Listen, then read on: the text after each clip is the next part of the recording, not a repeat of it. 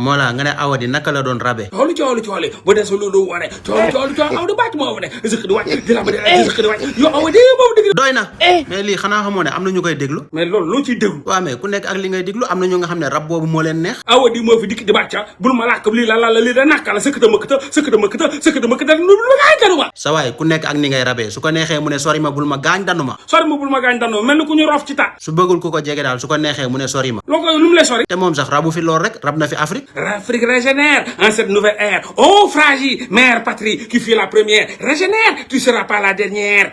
neexul ba neexul mais bari nay air de. régénère dégénère première ère mère frère. des na benn air. frère.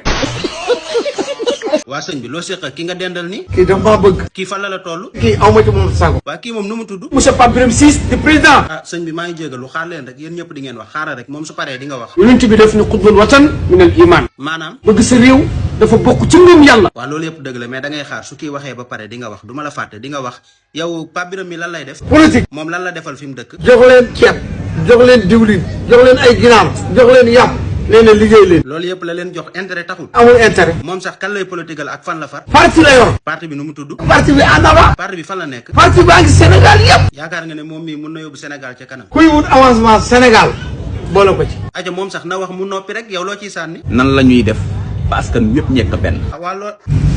sëñ bi fàtte woon naa la de te temps bi jeex na.